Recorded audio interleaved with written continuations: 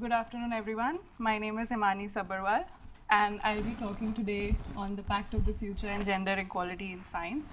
I would like to thank Professor Matthew Rimmer for giving me this opportunity to speak at this symposium. I would like to acknowledge, first of all, the Turrbal and Yugra as the First Nation, owners of the lands where QUT now stands. I pay respect to their elders, lores, custom, creation spirits. I recognize that these lands have always been places of teaching, research, and learning. I acknowledge the important role of Aboriginal and Torres Strait Islander people that they play within the QUT community. Now, my presentation is divided into 5 parts, and I would like to give an overview of that. Part 1 would cover the text of the Pact of the Future and how it plans to eliminate gender equality and how it plans to achieve the Sustainable Development Goal 5, which is empowering girls and women and achieving gender equality. I would also go on to the data on the current state of women participation of STEM in India and globally. Second would deal with the barriers that women face while entering and continuing in the field of STEM.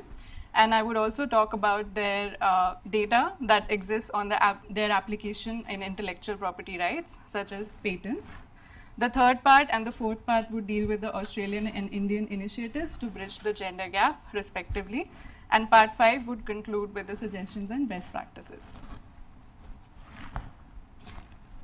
Moving on to part 1. Part 1 deals with the Pact for the Future and the Sustainable Development Goals. Now, the Pact for the Future under Action 31, it acknowledges that there is an existence of a gender digital divide which exacerbates the problem of gender inequality. It also stresses that there should be equitable access to the internet towards both young girls and women so that they have access to education and employment. But even though this is a very important, one of the most fundamental systemic barriers that women face while entering STEM or education generally, this is not only focusing on this goal will not lead us to achieve gender equality by 2030, and there should be some very important implementation and accountability for participating nations who are unwilling or unable to achieve this gender gap. Now, moving on to the data and the survey part. So, India has 3 Indian National Science Academies. The first one is the Indian National Science Academy. In their annual report of 2021 to 2022, it was apparent that only 13 women were elected as fellows out of 79 fellows overall. The total number of their fellows of the academy are 972, out of which only 96 are women.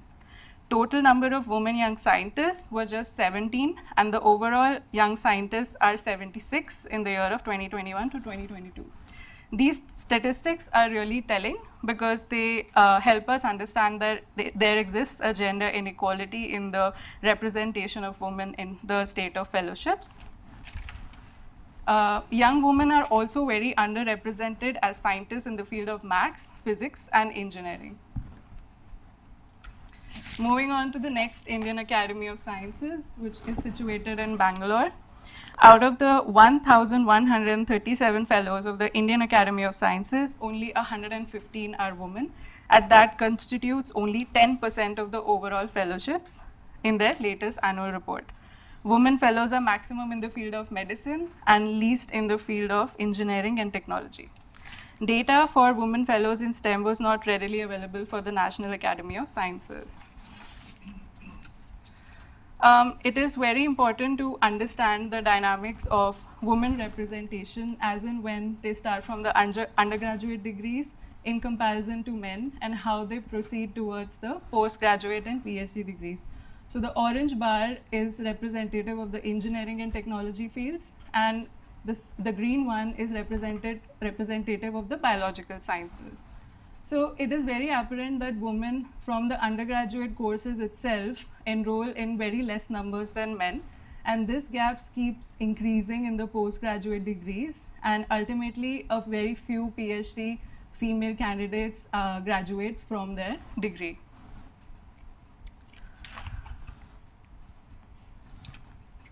Moving on to Indian women in STEM education to workforce, there is a huge gap in figures which pertains when women graduate from the STEM fields and while they enter the workforce. The first data is participation in STEM education, which is 42.5%. According to a study across 100 universities conducted, STEM faculty representation is only 16.6%. And according to a study of UNESCO in 2021, female principal investigators in research and development was only 11% in 2017, and that is after 17 years of development. Women in research establishments are only 16.6%. So therefore, there is a stark gap between women enrolling and graduating from the STEM courses and also while entering the workforce. Moving on to the global data, there's a data that was given by the World Economic Forum. It is very interesting, in which the x-axis represents the percentage of women, and the y-axis represents the years since graduation. So often the gap between after the women graduate till the point they start into employment, that gap of 1 year witnesses a stark decline of women participation in the STEM professions. In the second figure, we can see that there is a light green bar, which is the women participation in non-STEM fields, and the women participation in STEM fields is represented by the dark green bar. And we can see as women move up the ladder into the leadership positions of director, vice president, or chief executive, their numbers decline starkly, and it is even more grave than the non-STEM fields.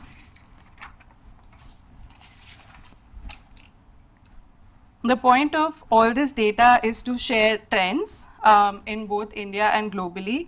And the trends, the three common trends that emerge are that women participation starts to decrease from the undergraduate course itself towards the postgraduate courses, and it keeps declining till they reach their employment in STEM. Second trend is that women participate unequally in STEM fields. Certain fields of STEM are very populated with women candidates, such as biological sciences and medicine, whereas some fields like engineering and AI and software coding, they are less represented with women. I would like to talk about this survey, Gender Insight, which was conducted in partnership with IAP, Inter-Academy Partnership, and International Science Council. So this was a survey that took place upon a span of 5 years, from 2015 to 2020, and the participating national science academies, international disciplinary unions and associations were given questionnaires, and those questionnaires and surveys were evaluated to decide how did the women progress in the STEM fields. The data that emerged was that the average share of women's representation in 2020 went up to 17% from 13% in 2015. And even the share of women in the various disciplines is different, 28% in the biological sciences, and it goes as low as 10% in the engineering sciences. The organizations were also asked 3 questions in the survey. First was whether there was any internal documented strategies to increase the participation of women in their organization. Only 36% answered in the affirmative. Second is whether the organizations had any Women's in Science awards. Only 24% answered in the affirmative, and whether there were any special fellowships or grants for the women, and only 11% answered in the affirmative. The greatest number of initiatives, according to this study, was done by Australian Academy of Sciences. It has various initiatives such as a pledge for the panel members, communication strategies for equity of voice, special grants, and in-house care services. Now we would move on to the barriers that exist for women when they want to start their progress into the field of STEM education. First would be the gender stereotypes that perpetuate throughout generations. Women are encouraged to take up fields of science which encourage their feminine qualities like altruism and social skills. Therefore, they are more concentrated in the medicinal fields, whereas boys are encouraged to take up maths, so therefore they are concentrated more in the engineering fields of STEM. There is always a hiring bias from the beginning, wherein women are judged harshly as compared to men because of because the employers think that they have competing responsibilities at home, their time would be divided and they won't be able to give attention to work, which is not true. There is lack of role models because few females are promoted to the position of leadership. Therefore, there is no role models available for the younger female scientists. There is insufficient education. Gender studies is not included in the mainstream curriculum. There is no discourse on gender bias and the role that patriarchal norms play in the society to influence women. Therefore, these barriers, they cause an impediment in the growth of women in the field of STEM. Now, factors for high attrition rates of women in STEM professions. I would like to start with isolation in research. Certain fields of STEM are considered as boys' club, and therefore women develop a feeling of imposter syndrome, and it leads to self-doubt, which leads to them dropping out of these STEM courses. There is academic housekeeping, which is done by men in senior position of leadership. They allot a lot of administrative tasks to the women, which takes their time away from actual research. There are rigid work conditions for women with families and other responsibilities as well. There is no in-house care services in a lot of organizations. There is pay disparity. Women globally take 15 to 30% cut in their salaries in the STEM professions, even though they are equally competent with their male counterparts. There are networking barriers. Men are influenced more or encouraged more to go abroad and network, whereas women are not encouraged as much. Now, the patent trends that exist in the STEM field, it is easy to understand that in the fields of STEM where women are concentrated more, patent applications will be more as well. So, for example, in biotechnology, but women which are underrepresented in certain fields like mechanical elements, they will have less number of patent applications. So there is this gap that exists in IP rights as well. So what is the role of world intellectual property that it plays in achieving the Sustainable Development Goal 5? Before I start with the goal that WIPO has or its ideology, I would want to say that IP as an intellectual property right is a very strong indicator of the economic growth and development of any nation. So WIPO as an upholder of these rights can be exclusionary because it might impede access to a lot of basic resources such as knowledge and essential technologies. Therefore, any change that WIPO needs to make to achieve this sustainable development goal by 2030 should be of a transformational nature. It should not be of a very superficial nature, which is mentioned in their ideology. They only strive to increase the participation of women, which they think will lead to more innovation, more economic growth, and it will eventually alleviate the gender gap. But this is what they have been doing since their inception. This is not a very monumental change that they have integrated in their policies. Economic growth and increased innovations are a part of very tunnel vision, which of a very tunnel vision, and women cannot achieve the benefits of these economic benefits because they are a victim to the patriarchal structures and power relations. So WIPO has to dig deeper and take more initiatives instead of the token initiatives like measuring the participation of women. This is not equating to devising meaningful policies to benefit women. WIPO's World Gender Name Dictionary is another effort in which they wanted to understand how women applicants participate in the PCT applications.